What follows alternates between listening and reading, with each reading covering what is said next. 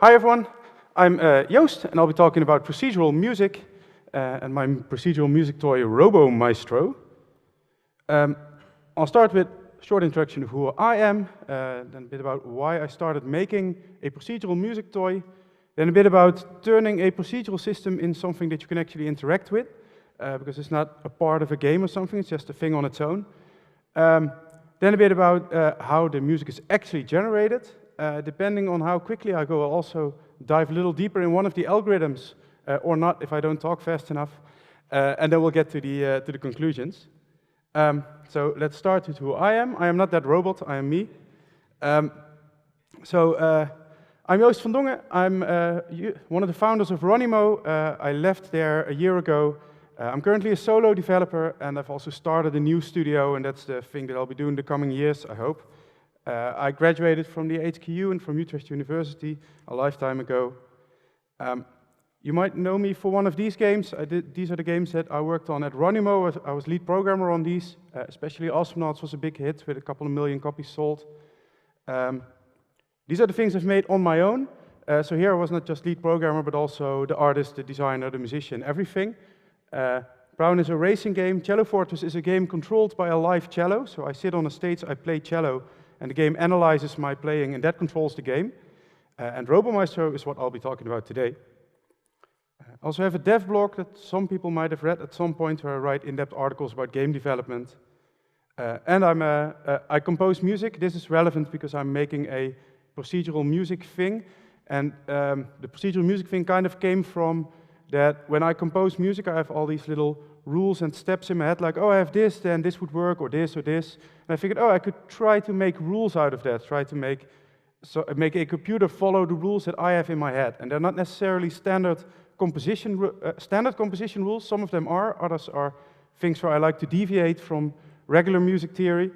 And that's what kind of makes Robo Maestro unique in what it makes, is that it doesn't follow all the music theory that you're used to, because it follows my music theory.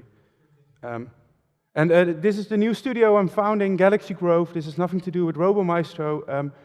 I'm starting a new studio that's focusing on making high-quality management games. I might learn how to spell that at some point. Management and building games. The first game is, I have a good prototype of that, and I'm starting pitching that in the coming weeks. So I expect that I'll have a couple of job openings around summer or autumn. So if you're interested in making management and building games in Unreal, then be sure to say hi. I'll have internship openings for a game designer and a 3D voxel artist. So, okay, enough about me, more about him. How it started.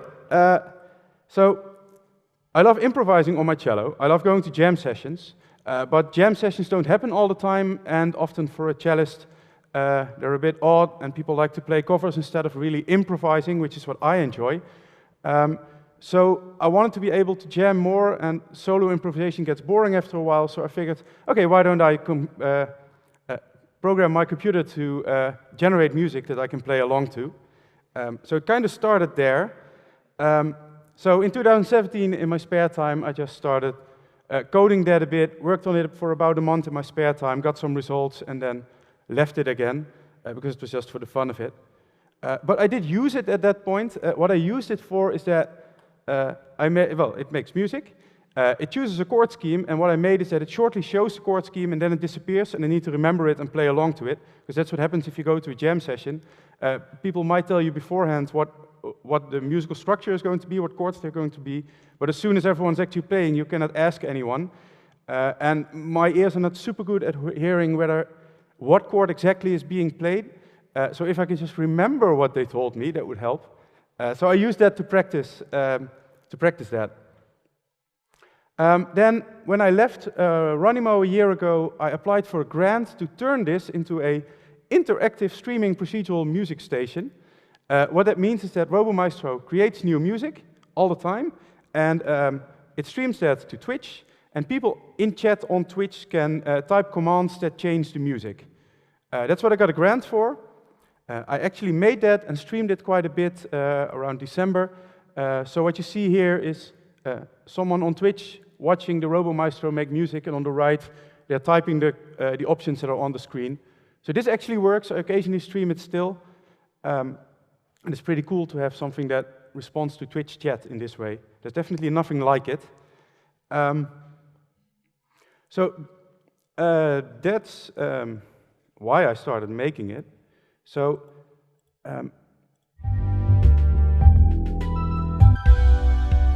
what I had at that point basically was something that creates music, but that's it. It's not a toy yet. Well, what you see here is already the toy, but at that point it just creates music. So I'll give a short demo of a couple of just clicking new music, since that was the only feature I had at that point.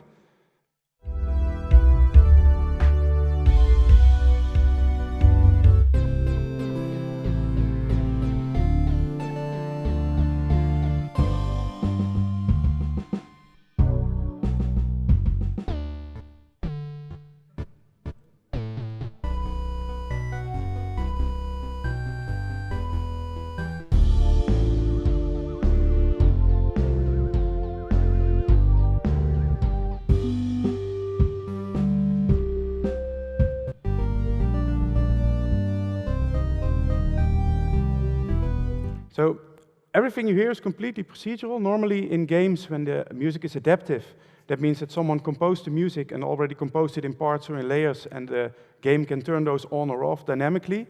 But the actual music being procedurally generated is extremely rare in games. Spore is one of the rare examples of a game that did that. So that's what I had at that point.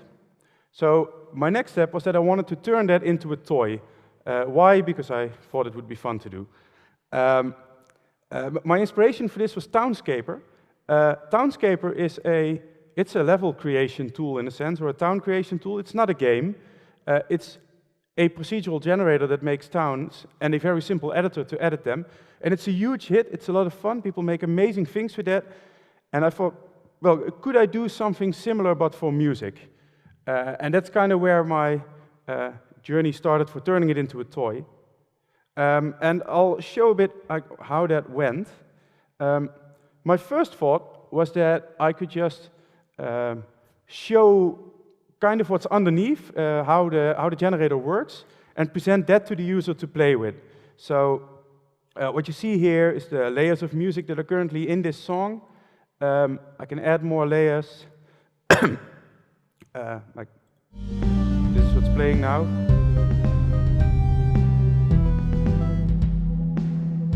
Each instrument is a separate layer, and I figured, well, if I just make something where the user can interact with that, then it's super simple to make music. You don't need to know any music theory to click, give me drums.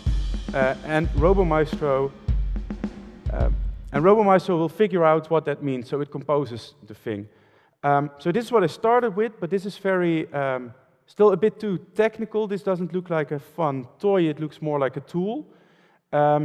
So I wanted to make it something that's less daunting, because even if you don't need to know much about music to use this, it's still too daunting to be called a toy, and definitely nothing like Townscaper, which is super inviting. So the next thing I tried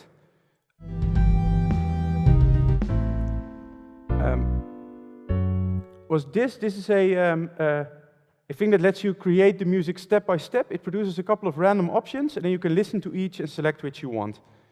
So it starts with the chords.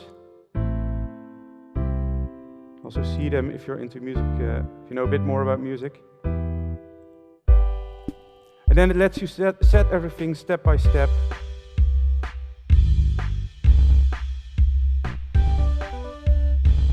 And just click everything. Whee!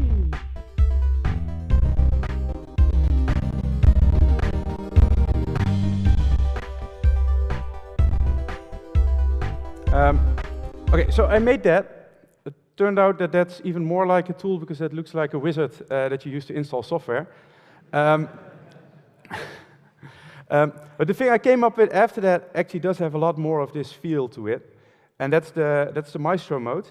That's also what's streamed on Twitch. What this does is it gives you a couple of random options that you can start with. And each represents a basic structure for the music, but can generate a lot of different actual songs. So I can pick one here.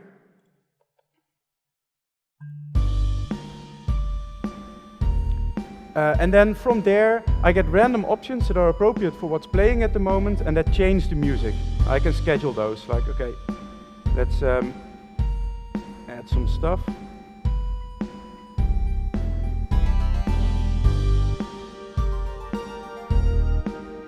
So it gives me options that are random, but that do fit with the music. So evolve drums only appears if you already have drums.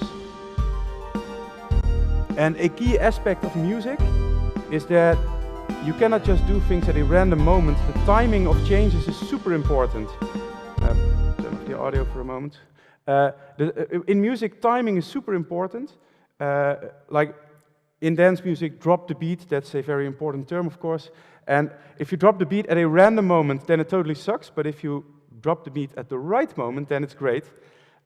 Which is why if I click something, it's actually delayed and then executed at a moment where it makes musical sense. From a user interface perspective, that kind of sucks because it means there's a strong delay on anything you do. But for the music, it's a huge improvement.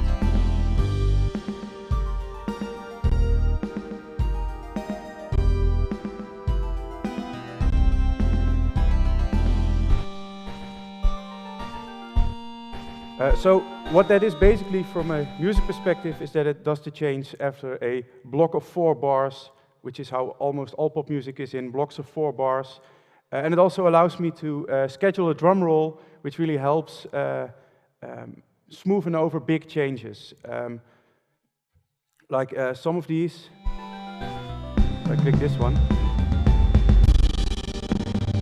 Wow, this laptop has a very hard time with this.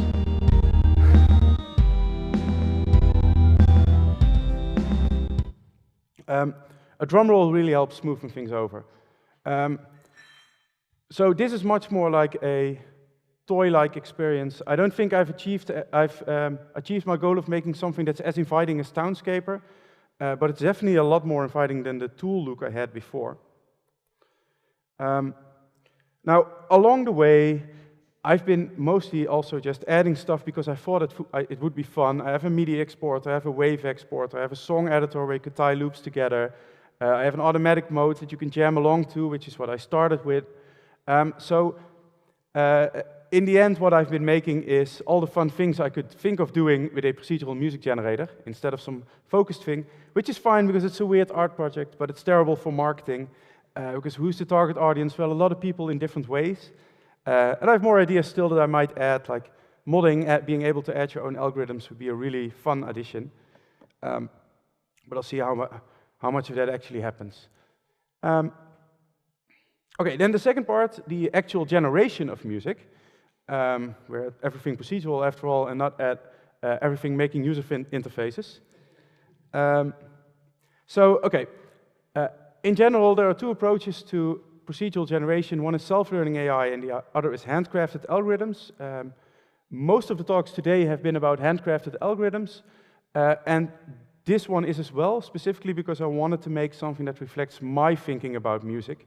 There are some great self-learning AI music systems out there, like a couple of years ago, Google had something that imitated Bach, which on the one hand is really cool, on the other hand, it's kind of uninteresting to me because Bach composed an insane amount of music, and there's very little point to making even more of it, because you won't be able to listen to all of it in a lifetime anyway.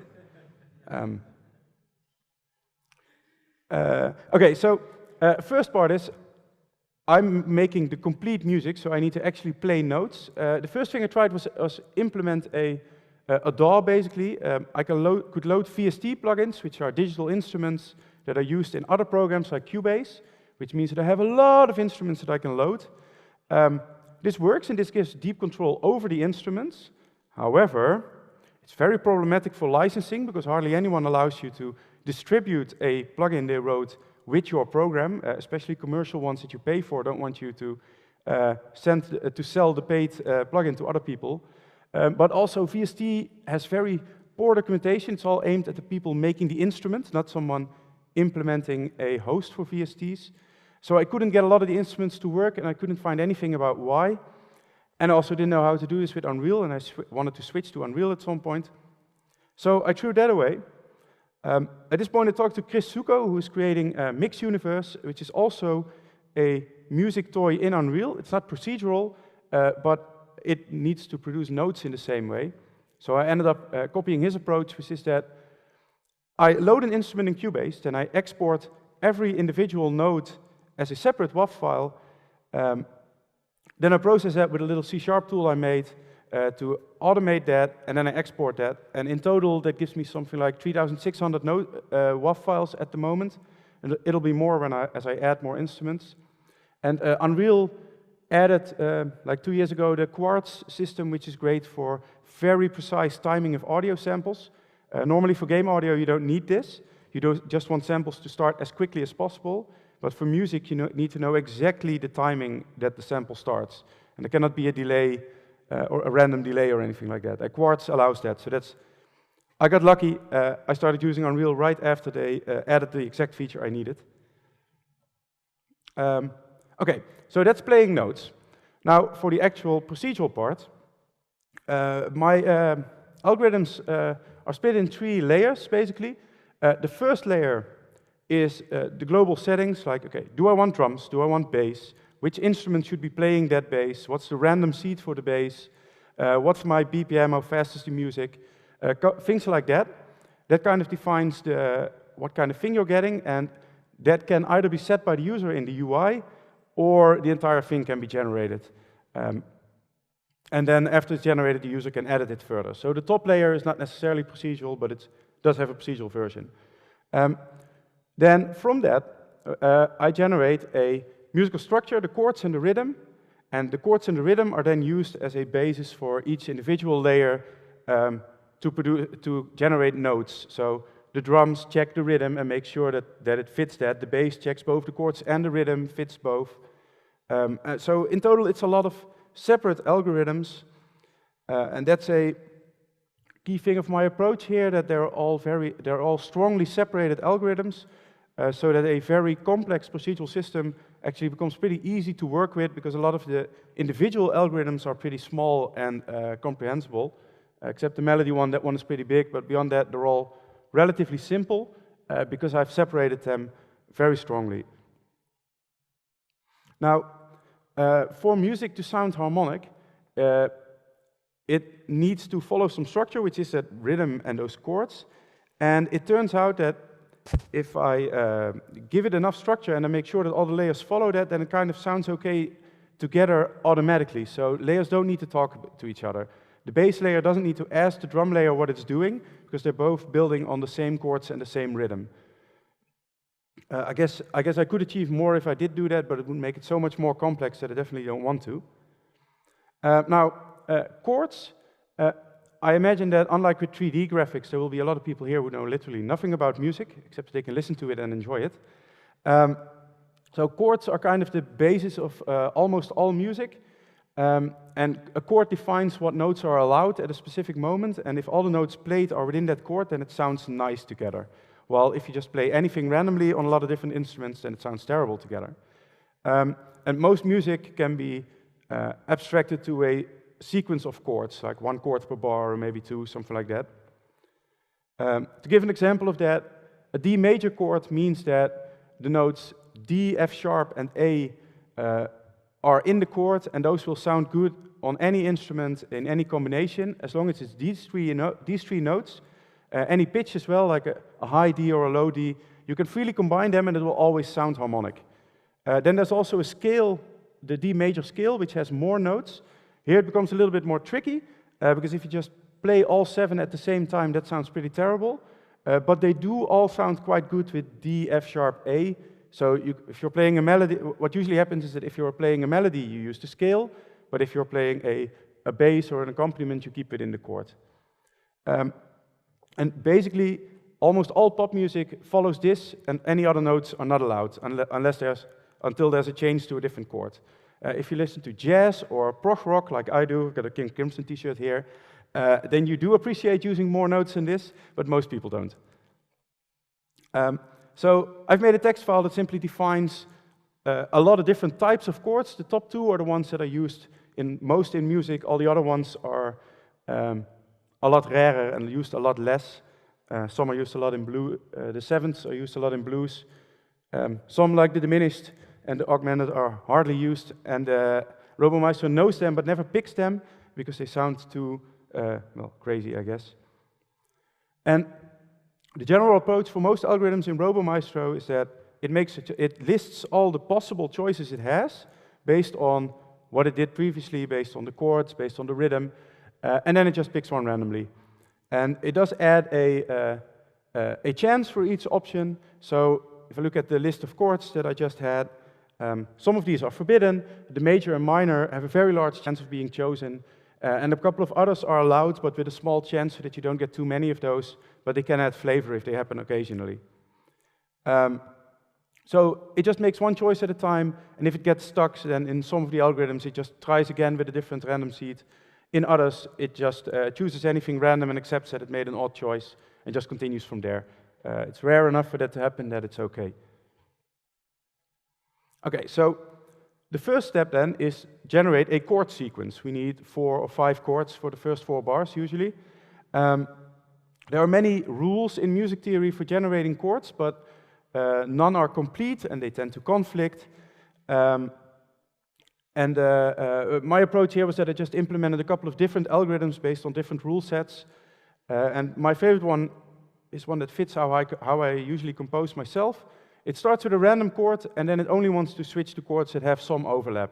So, for example, if I have a chord that has C, E, G, then, well, these 3 chords all have some of C, E, G in common, so they're a different chord with something in common.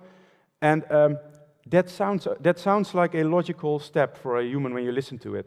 Like, a lot of things in music are very, it's all about feeling, and that makes it hard to define exactly, okay, what's a good choice, what's a bad choice. So a lot of the algorithms in Robo Maestro are about trying things and figuring out, oh, this usually results in something acceptable. And some things are very rare to result in something cool, so I just don't allow those at all. So Robo Maestro will not make the craziest of choices. This particular algorithm sometimes produces pretty surprising results. Other times it's a bit unsatisfying, like you might expect a 5 or a 4 chord at the end of a sequence, and it doesn't often do that, while most pop music does. I'll leave the music theory from here, so that people who didn't want to hear anything about music theory can start breathing again. Okay, the other core thing that it generates is a rhythmic structure. I also have a text file that defines a lot of common time signatures. It defines a lot of them, but almost all pop music is a 4/4 beat, so it's almost always the same time signature. But nevertheless, Robo Maestro knows a lot more of them. It chooses one, and then for each beat, it sets some properties. It sets, okay, can this beat be skipped? Can the drummer choose to not play a note on the second beat of the bar? And are any embellishments allowed? Can there be a short note just before the beat, like pum, pa-pum, pum, pum, pum, pa-pum, pum? That quick pa-pum, that's an embellishment, and rhythmically it's cool to have those, but if the drum goes pa-pum, but the bass player goes pa-pum, so a slower version, then it becomes very chaotic very quickly. So if there are any embellishments, then all the instruments should use the same one, or just not do an embellishment, that's okay too, but they should never choose different embellishments. So that's why the rhythmic structure chooses those. From a user perspective, this is a bit of a crappy thing in Robo Maestro. There are separate seeds for everything, and there's a seed here for the rhythm seed and for the chords, which feeds the 2 algorithms that I just described. But the rhythm seed is too invisible what it does actually, so it's very hard to explain to users why they would ever click that. But to Robo Maestro, it's very important. So it's hidden behind a do you want more control thingy, so I hope most people don't notice it right away. Okay. So I've mentioned pop music a few times. Most people like pleasant music, they don't like stuff that's too experimental. So a lot of the stuff that Robo Maestro can do is turned off or is set to have a very low chance, and it's still there so that you can select it in the user interface. If you're into music, that's actually pretty spectacular to hear in some cases.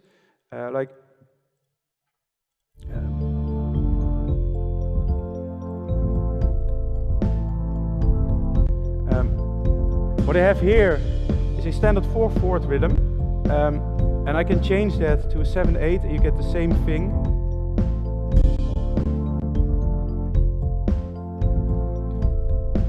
And it can switch that on the fly, produce the same music but with a different time signature. That's a pretty crazy feature to have for an editor.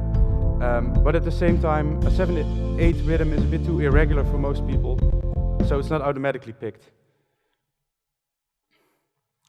So there's a lot of stuff that Robo Maestro can do, but that it usually won't do because it sounds too experimental. To give an example of one of the simpler generators for a specific layer, the arpeggio generator produces something that sounds like, let's see, it's called sprinkles here, because arpeggio sounded too technical.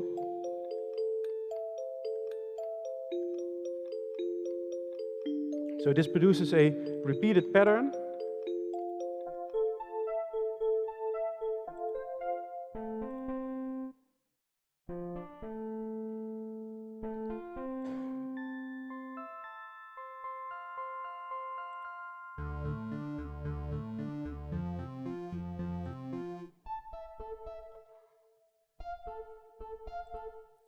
And the way this works is that it generates a short pattern with random notes from the chords, and then it just repeats that pattern. And it makes sure that it starts a repeat of the pattern, add beats and add bars so that it makes sense with the rhythm. And then maybe it adds some notes for rhythmic embellishments, and maybe the pattern contains that it leaves out some notes. But that's basically it. On its own, it sounds kind of odd. But if you have a drum there that gives it a rhythmic basis, then it sounds pretty nice, actually. So that's one of the simpler generators. It's called sprinklers instead of arpeggio because it turned out that all my playtesters were like, "What's an arpeggio?" Because it sounds like a deep technical term that they think they should know, but in fact, few people actually know it. Even musicians often don't know what it means. While sprinkles sounds like, okay, this is just a bullshit word. I don't need to know what it actually means, which is a benefit for me. Because then people just click it and wonder, well, what will this do? What will this do? And that's fun. It's fun to click something and hear what it does. It's not fun to see something and be like, I think I should know what this is, but I don't. Okay, and then there's another aspect where I had fun with procedural stuff, and that's that the robot will play what you hear.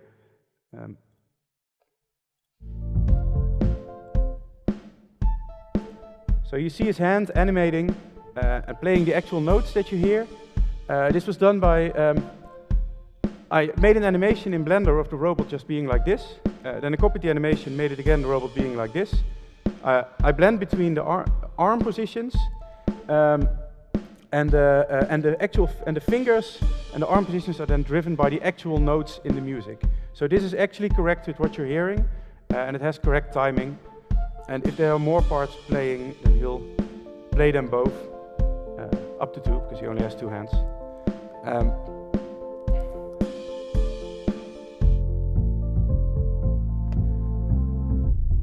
And he also has another animation which speeds up or slows down with the beat so that it fits. And if I let him generate a chiptune thing, there's these little guys that appear on his shoulders, and their animation is also timed with the beat, so they're always dancing to the beat. If I speed it up a lot, you'll see they'll speed up as well.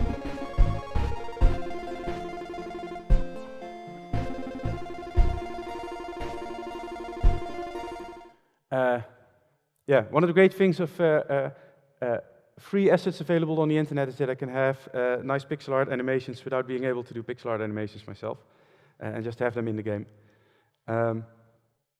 Okay, how much time do I have?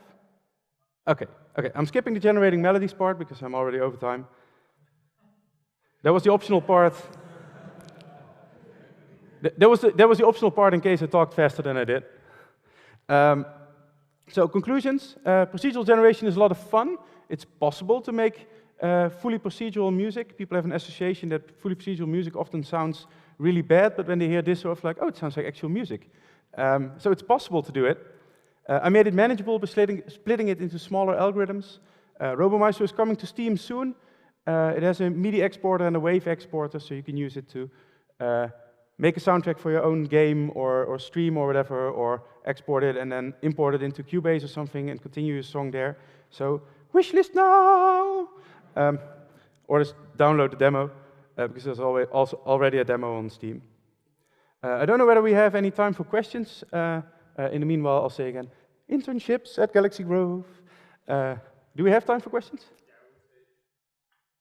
1.3 question. Okay, cool. For this team to connect. We should have.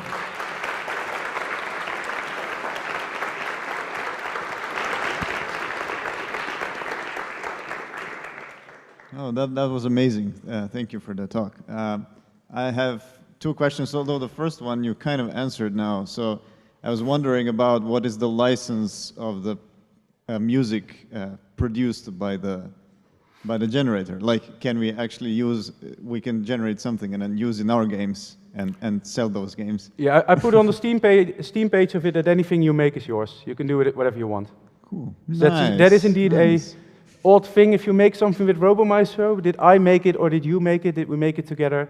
But I figured if I'm going to limit that, then no one will use it for anything. So I just said it well. But if you happen to become a millionaire through a song that you made with Robo Maestro, then please send me $100. I would really appreciate it.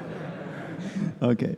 My second is not really a question, but more like I want to see the whole band of Robo Maestros, not just the piano, or not just the band, but maybe the orchestra or something. That you can just add musicians and they all play the instruments. Yeah, this is actually a pattern I've seen with a lot of people who respond to Robo Maestro. It's a procedural music toy, but people are so focused on visuals and everything that when they see this, they always request visual features instead of audio features. Just like you did, which is, it makes a lot of sense, and the whole thing would be a lot more fun with more graphics, but at the same time, always like, oh, but I spent so much time making a procedural music, and all people care about is the audio, the graphics.